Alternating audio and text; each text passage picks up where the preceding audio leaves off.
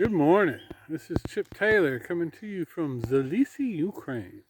We have a small market garden where we grow organic vegetables for Mexican food mostly. We grow a lot of peppers, tomatoes, a few herbs, that kind of stuff, onions, garlics.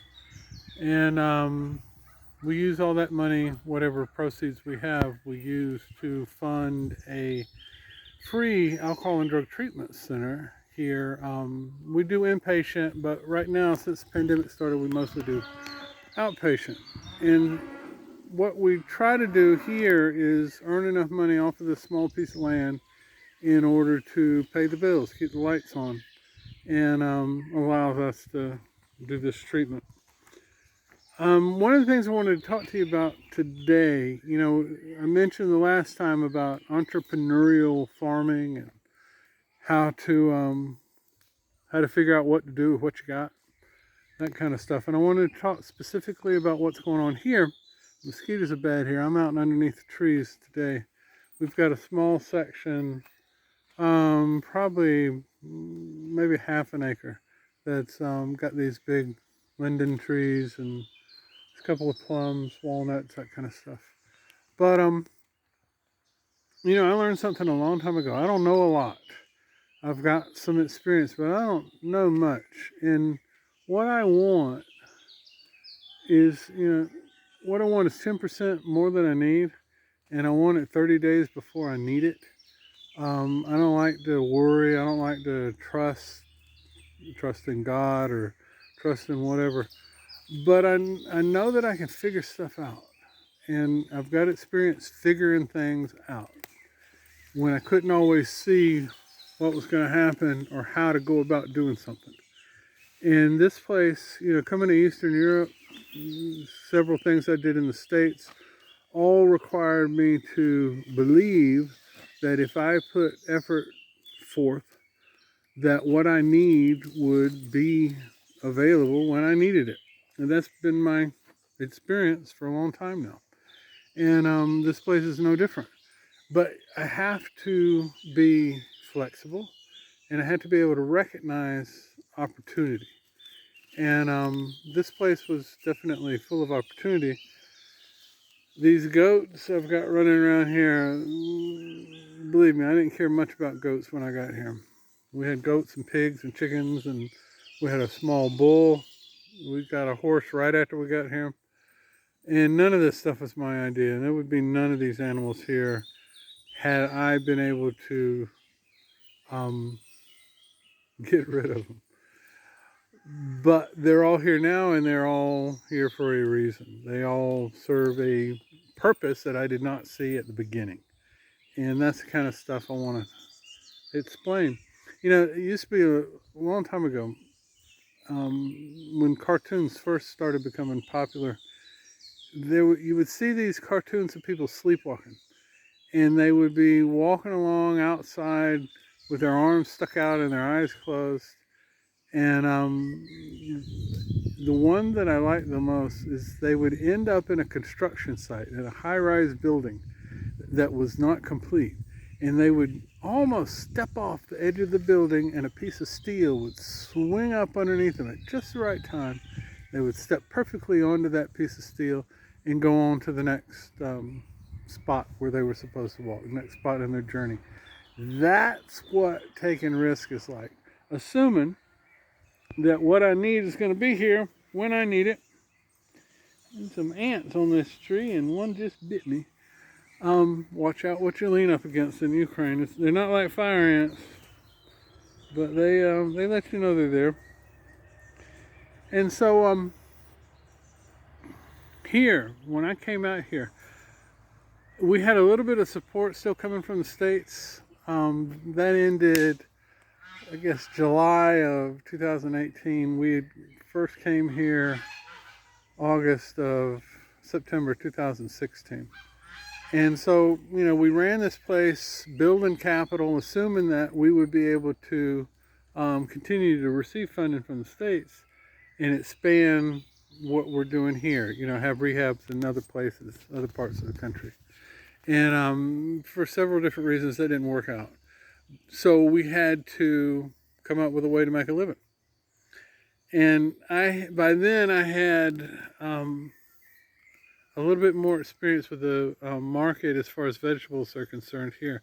And so I started growing lettuce and arugula and spinach and stuff like that, thinking that what we would do is sell them at the restaurants, because you can't get a good price for lettuce in July and August in Ukraine because of all the vegetables that are coming in from Moldova, places like that. You go into Kiev with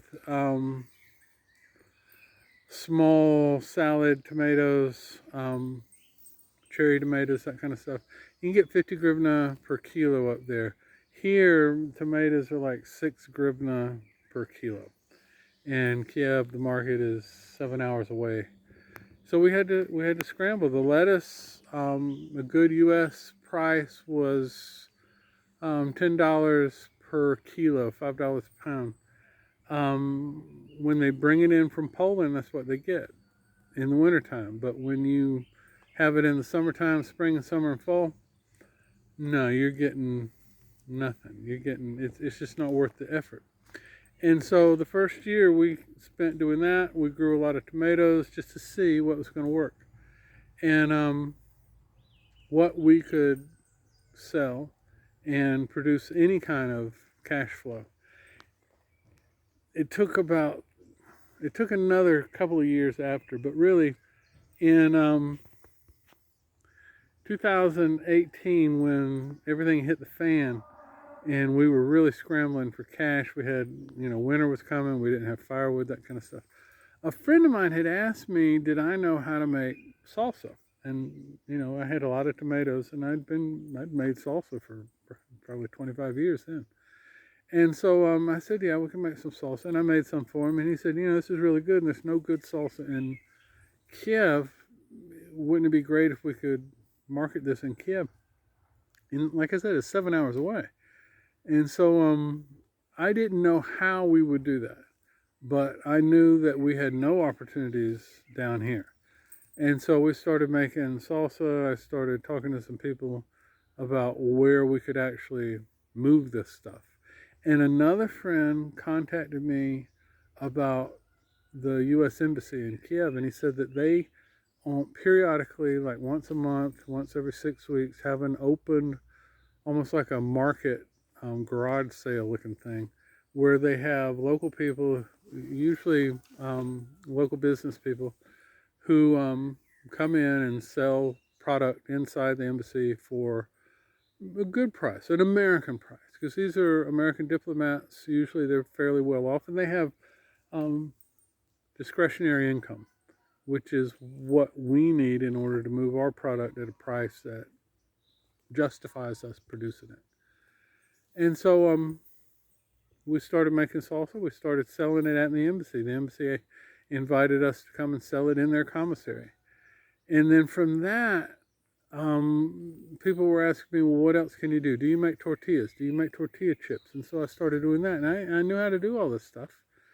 And then I realized that, it's a pretty big expatriate population in Kiev. There's my son, Daniel Winston Taylor. He works with me here on the farm. This is his first summer of doing real farm work. And he's going to wonder for a little while what it is that I'm doing, making these videos. Hello. Hello. His English is better than mine, and his Ukrainian certainly is. And so we started contacting expats and selling our products, what we could produce here on the farm in Kiev to expats. And then we contacted a couple of restaurants, a couple more contacted us, and we started moving product. It wasn't some long thought out business model. It was an opportunity came up and I stepped forward. And then that grew into another opportunity after that. And it continues to work that way. When the pandemic started, it really kind of rattled our idea of our future, because we were pretty secure with what we were doing before. before the pandemic started. You know, I was making regular trips once a week to Kiev and selling product, turn around, come back, doing well. And then when the pandemic started, you know, the market didn't so much dry up. I know that a lot of expats left. The embassy evacuated a lot of staff. I know the Peace Corps left. They were one of my customers. And so we had to come up with a better plan, different plan. And we can ship some products that were not time sensitive, that didn't need to be refrigerated. And so I started shipping salsa and tortilla chips. Tortillas are okay if they arrive within 24 hours. They're never going to be as good as fresh, but if they're there within 24 hours, you're still going to enjoy your product, definitely, and they're fresh enough. And I have repeat customers. This morning, I sent out 7 packages. 5 of them were 5 kilos. Stop, buddy. 5 of them were 5 kilos, and 2 of them were over 10 kilos. They went to 5 different cities all across Ukraine, north, south, east, and west. And every one of them was a repeat customer. And so we built up a reputation now, and we're able to do things now that I could not have predicted. I couldn't have seen it. You know, when the pandemic first started, I was looking for a place to open up a restaurant in Kiev, and I wasn't sure how I was going to do that. I still may, I don't know. You know, Lviv is 4, maybe 5 hours away. It's a little bit closer than Kiev. And I've got some interest in doing some stuff over there. There's a restaurant over there that takes my product regularly. There's some opportunities. But I've got to be able to step up. When there's an opportunity, I need to be ready to step through the door. There's one more thing that it deserves mentioning. When I first came here the first time, and I wasn't even thinking about moving over here, you know, I had an office and a flat in Dnipropetrovsk. I was seeing veterans, ATO veterans, and counseling them with substance abuse and post-traumatic stress disorder. Not making any money from it, still living off the support we were getting in the States. But when the first trip over here, in the backyard was a stack of about 75 windows that had been taken out of an old church, and they were just stacked up. Wooden window frames, still had glass, most of them did. And as soon as I looked at it, I thought, that's a greenhouse. And so when we first came over here, I put a nice hothouse together. It's 6,000 square feet on the other end of our rehab building. You see something, and if it triggers some experience that you've had in the past, something that you know, hey, I can do this or I can do that. The only thing you have to do is do it. Just put one foot in front of the other. There's a lot of opportunities like that I couldn't have planned it. I just, you know, my thought process doesn't work that way. I kind of need to see something. But then I've got to have the confidence to put it into motion. You know, everybody's got great ideas.